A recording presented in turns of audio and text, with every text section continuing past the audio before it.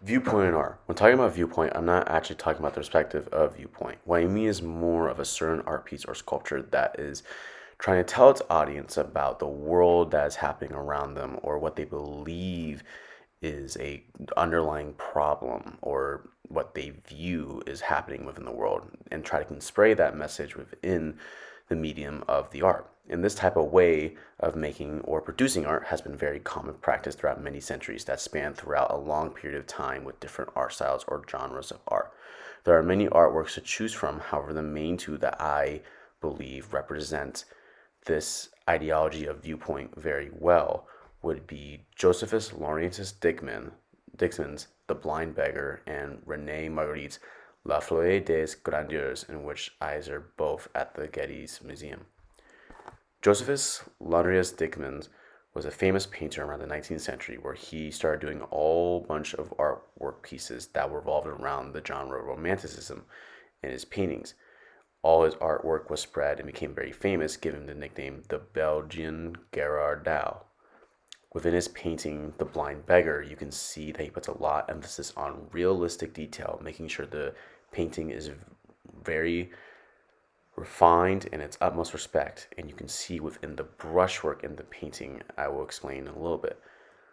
Within the line work of his painting, you can see that he tries to make everything very realistic. The best way you can tell this is how he paints the old man's face, where he has a lot of wrinkles across his entire face, and how he gives the old man a much more rougher and sharper face shape, whereas the young woman is a lot more smooth and rounder face shape. Another way you can also tell is how he puts detail within the old man's beard and the young lady's hair, as if you can see almost every strand of hair, which shows a great emphasis on his work. We can see in Josephus' work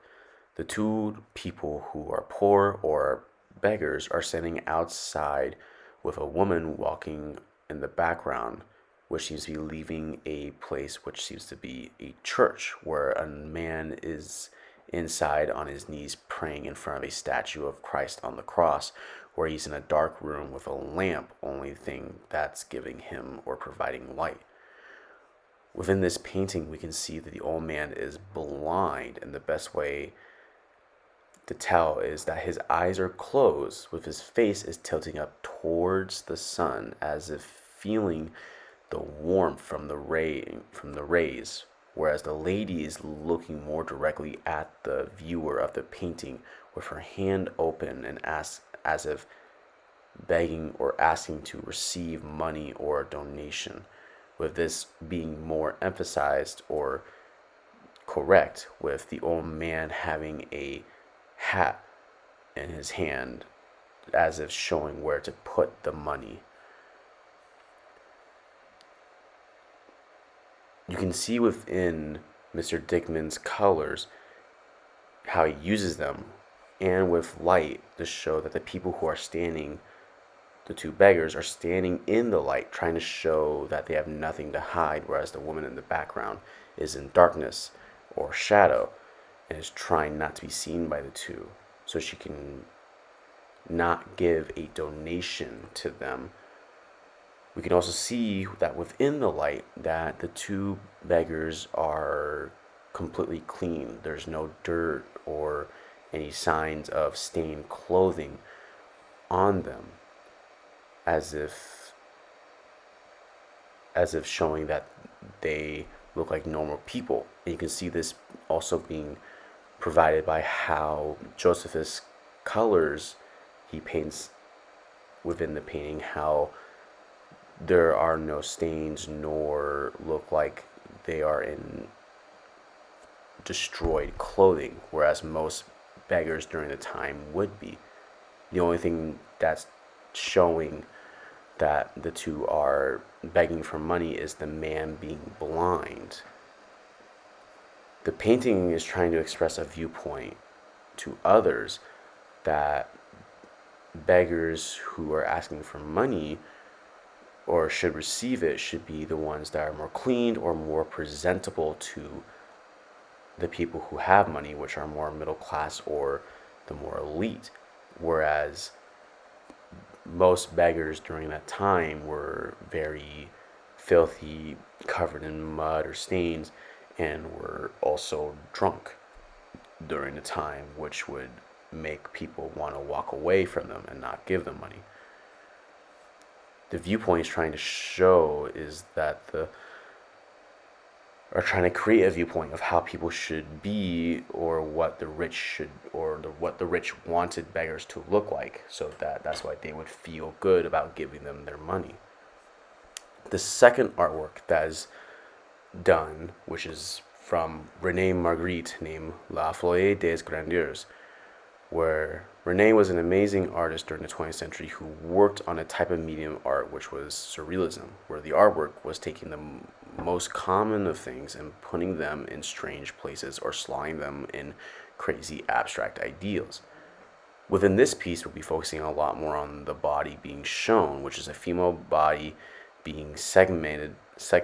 into three pieces, with each being larger than the previous, going downwards.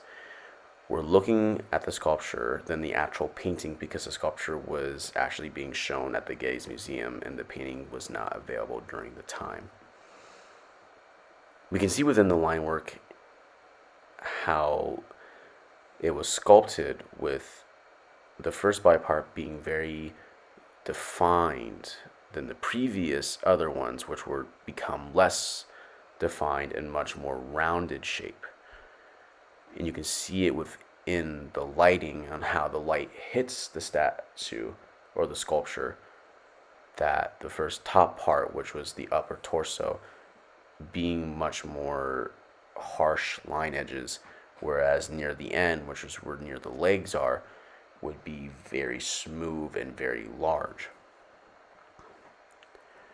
A lot of people can see this perception of the sculpture being a way how everything is distorted within the eyes, but others, and me myself, can see it as more of an image of how people try to change themselves to present themselves in a different way of an appearance, to help create a image or a viewpoint for others to show that what they believe what they are, or how they should be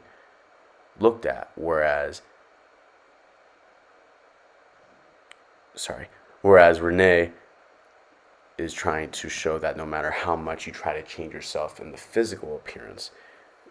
you would still be the same person on the inside, no matter how much you try to change.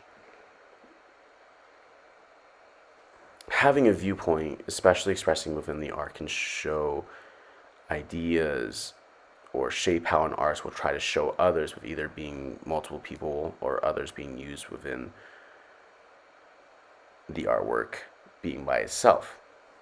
What fascinates me is how these two artists, even though being a decade apart or a century apart, chose human bodies or humans to show the worry or the emphasis of how humans are trying to change,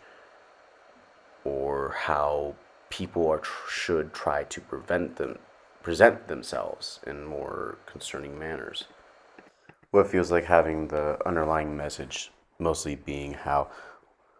one must really change who they are in order to progress within the world. That's what these two artists are trying to express, that certain viewpoint within their artworks. Now, even though these two share the same type of viewpoint, the way how they express it is very different, with one being more in the line of trying to gain or to progress within the world. The other one is trying to show much more self-love, or trying to prove that one can be their own self and not change to become better or to be accepted.